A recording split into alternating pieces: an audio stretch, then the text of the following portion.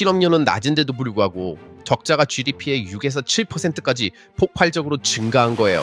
과거 수십 년과는 전혀 다른 새로운 시대가 우리도 모르는 사이에 시작됐다는 점입니다. 그런데 보세요. 2022년부터 이 둘의 관계가 완전히 깨졌습니다.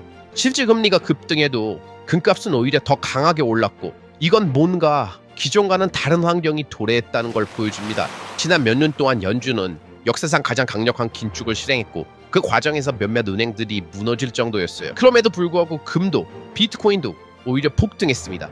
뭔가 기본 전제가 달라졌다는 겁니다. 그러니까 지금 상황은 정말 말 그대로 이상한 나라에 들어온 거예요.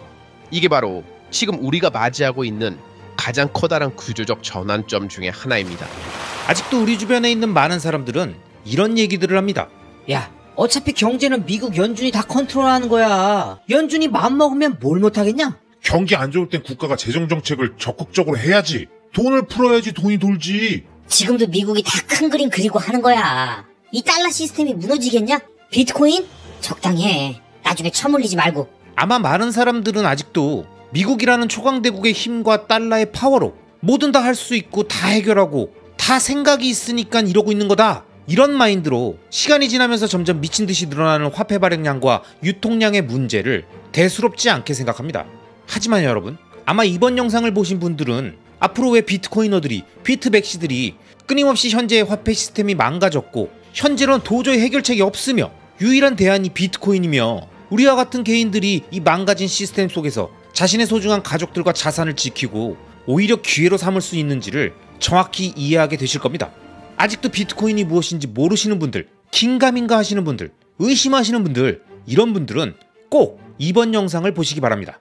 비트코인을 논하기 이전에 현재의 화폐 시스템의 처참한 실체를 유명 비트코이너이자 금융 애널리스트이자 투자 전략가인 리날드니 정확히 까발려 줄 겁니다.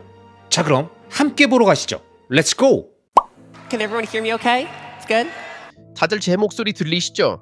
네, 좋습니다. 제가 지난 몇 년간 자주 사용해온 표현이 하나 있습니다. 바로 Nothing stops this train. 아무도 이 기차를 멈출 수 없단 말이죠.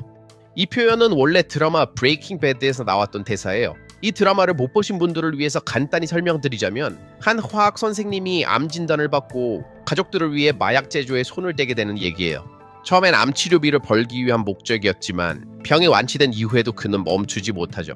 그의 동료들은 이제 좀 속도를 줄여야 한다고 말하지만 그는 단호하게 말하죠. No, nothing stops this train.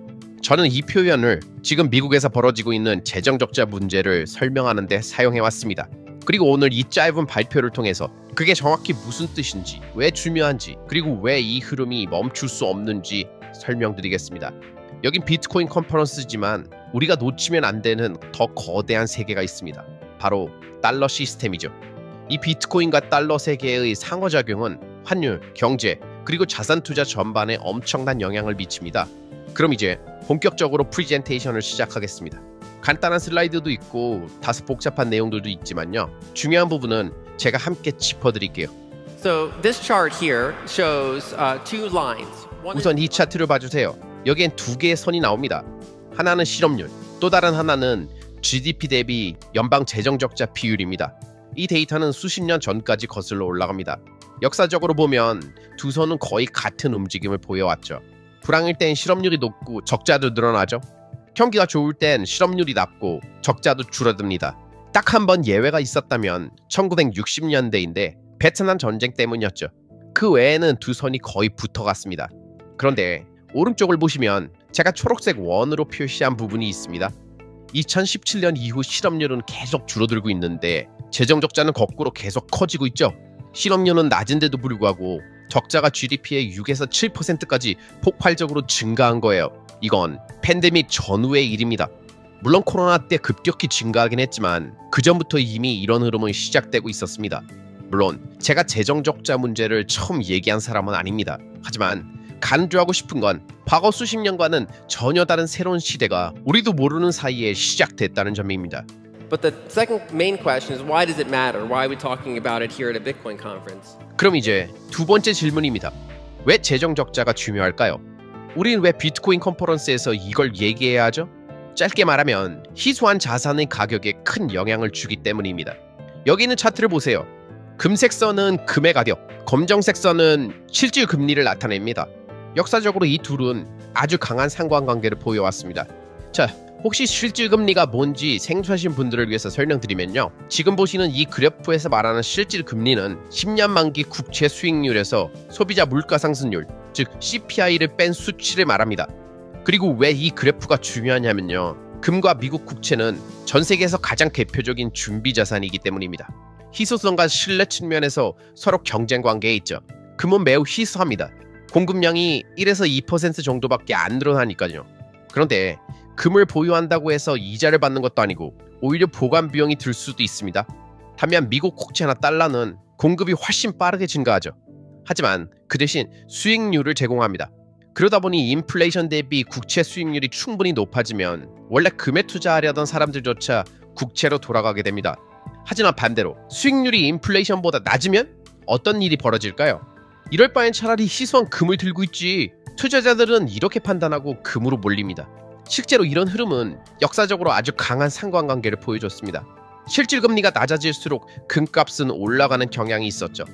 참고로 이 그래프에서는 실질 금리가 역으로 표시되어 있어서 수치가 내려갈수록 실질 금리가 올라가는 걸 의미합니다. 그런데 보세요. 2022년부터 이 둘의 관계가 완전히 깨졌습니다. 실질 금리가 급등해도 금값은 오히려 더 강하게 올랐고, 이건 뭔가 기존과는 다른 환경이 도래했다는 걸 보여줍니다. And of course, this is relevant for Bitcoin. A lot of people. 그럼 이제 비트코인 얘기로 넘어가 볼까요? 5년 전만 해도 누군가 금리 4에서 5%인 상황에서 비트코인이 라스베가스에서 대규모 컨퍼런스 열고 1비트코인이 10만 달러를 넘을 거다 라고 했다면 대부분의 사람들은 비웃었을 겁니다. 비트코인은 제로금리 시대의 거품이라면서 연준이 긴축만 시작하면 사라질 자산이라고 말하는 사람들도 많았죠. 그런데 보세요. 지난 몇 년 동안 연준은 역사상 가장 강력한 긴축을 실행했고, 그 과정에서 몇몇 은행들이 무너질 정도였어요. 그럼에도 불구하고 금도 비트코인도 오히려 폭등했습니다. 뭔가 기본 전제가 달라졌다는 겁니다. 이제 다음 슬라이드로 넘어가 보면요. 조금 더 복잡하지만 아주 중요한 포인트가 나옵니다. 이 파란색 선은 민간 부문의 전년 대비 부채 증가율입니다. 즉 은행 대출이나 회사채 같은 것들이죠. 빨간 선은 연방정부의 부채 증가율입니다. 한쪽은 민간 시장이고 다른 쪽은 공공 부분인 거죠. 왼쪽 패널은 1955년부터 1990년까지, 오른쪽은 1990년부터 현재까지를 보여주는데요. 이건 70년에 걸친 부채 흐름의 역사입니다. 1955년부터 1990년까지는 대부분의 해에서 민간 부채 증가율이 정부 부채 증가율보다 더 높았습니다. 경기 침체기만 예외였죠. 제가 노란색으로 표시한 부분들이 바로 그 시기입니다. 하지만 오른쪽 패널을 보면요. 2008년 글로벌 금융위기 이후 특히 최근 몇 년간 계속해서 정부 부채 증가율이 민간 부채보다 높게 유지되고 있습니다. 이건 경기 침체 때문만이 아니에요. 코로나 이전에도 이랬고 팬데믹이 지나간 이후에도 여전히 계속되고 있죠. 그리고 이게 왜 중요하냐면요. 연준이 신용 팽창률을 조절하는 주요 수단이 금리이기 때문입니다. 경제 과열을 막고 신용 팽창을 억제하고 싶을 때는 금리를 올리고, 반대로 경기 부양을 원할 땐 금리를 낮춰왔죠. 그런데 옛날엔 연방정부 부채가 작고 신용 창출의 대부분이 민간에서 나왔기 때문에 금리를 올리면 민간의 신용 팽창률을 효과적으로 조절할 수 있었습니다. 하지만 지금은 구조가 달라졌어요. 신용의 중심이 민간이 아니라 정부 쪽으로 옮겨간 거예요. The problem now is that now that they have over 100% of GDP. 문제는 지금 연방정부 부채가 GDP의 100%를 넘겼다는 겁니다. 이건 최근 몇 년 사이에 벌어진 일이고요. 이제 연준이 금리를 올리면 아이러니하게도 민간 부문의 신용 팽창을 억제하는 것보다 정부의 재정 적자가 훨씬 더 빨리 불어나게 됩니다. 즉 제동장치가 사라졌다는 뜻이에요. 그래서 제가 말하는 겁니다. Nothing stops this train. 이 기차는 멈추지 않아요. 왜냐면 브레이크가 없거든요. 아니면 이렇게 말할 수도 있죠. 브레이크가 완전히 망가졌다. 지금 우리는 거울 너머의 세계, 즉 이상한 나라에 와버렸습니다. 과거 수십 년간 잘 작동했던 규칙들이 이제는 반대로 작동하죠. 정체적인 신용 팽창을 억제할 방법이 사라졌어요. 이건 완전히 새로운 국면입니다. 그래서 오늘 이 강연의 나머지 부분에선 왜 이 재정 열차를 멈추지 않는가? 왜 단순히 몇몇 현명한 사람들이 모여도 이 문제를 풀 수 없는가? 왜 대선 결과조차 이 흐름을 바꿀 수 없는가? 이걸 설명하려고 하는 겁니다. 저는 미국 대선 전에도 말했고 대선 후에도 말했습니다. 정권이 바뀌든 말든 이 열차는 멈추지 않는다고요. 진짜로 그래요. 아무것도 이 흐름을 멈출 수 없습니다. 자, 이제 보실 그래프는 아주 단순한 구조입니다. 파란 선은 10년 만기 미국 국채 금리고 빨간 선은 연방정부 부채 비율, 즉 GDP 대비 국가 부채 비율입니다. 1980년대만 해도 부채 비율은 매우 낮았고 반대로 금리는 매우 높았죠. 그 이후로 40년 가까이 부채는 계속 올라갔습니다. 하지만 구조적으로 금리는 계속 떨어졌기 때문에 이자 비용은 관리 가능한 수준이었던 거예요.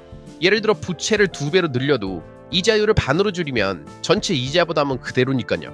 그래서 지난 40년 동안 미국의 재정은 그럭저럭 돌아갈 수 있었던 겁니다. 그런데 이제는 바닥에 닿았습니다. 제로금리라는 물리적 한계에 다다른 거죠. 이제 처음으로 수십 년 만에 금리가 구조적으로 계속 하락하지 않고 오히려 유지되거나 오르고 있습니다. 하지만 부채는 여전히 엄청나게 많죠. 1940년대 이후 가장 높은 수준입니다. 그래서 이자 비용이 미국 정부 지출에서 실질적으로 큰 비중을 차지하기 시작했습니다. 이건 완전히 새로운 현상입니다. 이걸 어떻게 해결할 방법이 마땅히 없어요. 금리를 낮추면 모두가 희소한 자산으로 몰려들게 될 겁니다. 비트코인이나 금 같은 자산이요. 그렇다고 금리를 높게 유지하면 정부의 이자 부담이 더 커지고 재정 적자는 더 빨리 커지게 됩니다. 그러니까 지금 상황은 정말 말 그대로 이상한 나라에 들어온 거예요. 이게 바로 지금 우리가 맞이하고 있는 가장 커다란 구조적 전환점 중에 하나입니다. 여러분, 이번 영상에서 리날드는 더 이상 예전과 같이 작동하지 않고 컨트롤되지 않는 화폐 시스템의 현 상황을 핵심 지표들의 변화들을 중심으로 정확히 설명해주고 있습니다. 즉, 더 이상 연준 마음대로 미국 마음대로 컨트롤하면서 주물럭거리던 그런 시절은 끝났다고 말하는 거죠. 그러면서 자신이 신나게 갖고 놀던 이 거대한 화폐 시스템이라는 장난감에 짓눌려서 이러지도 못하고 저러지도 못하는 쥐덫에 걸린 생쥐가 바로 각국 정부들이라는 걸 정확히 보여주고 있습니다. 하지만 앞으로 각국 정부는 브레이크가 망가진 폭주기관차처럼 쥐덫에서 벗어나기 위한 방법으로 지금까지 계속 썼던 패턴인 돈 찍어내기를 앞으로도 절대 멈추지 않을 거라는 걸 정확히 이해하셨다면 우리에게 비트코인이 왜 필요한지 자연스럽게 깨닫게 되실 겁니다. 여러분도 다 느끼셨죠? 다양한 지표들이 급격히 다른 패턴을 보이고 그동안의 상관관계가 깨지고 다르게 움직이기 시작했다는 걸요. 왜 그럴까요? 도대체 뭐가 문제길래, 왜 해결이 안 되길래 이런 상황이 나타났는지, 그럼 앞으로는 어떻게 되는 건지, 이런 질문들을 스스로에게 계속 던지면서 고민하셔야 합니다. 우리가 살고 있는 지금은 절대 평범한 시대가 아니라니까요. 화폐 시스템의 대변역 한가운데에서 지금 우리가 서 있다는 걸 깨닫고 그에 맞춰 준비해야 할 때입니다. 아시겠죠? 그럼 저는 이어지는 리날드네 2부 영상에서 다시 인사드리겠습니다. 그럼 오늘도 끝까지 함께 해주신 모든 구독자님들을 리스펙합니다.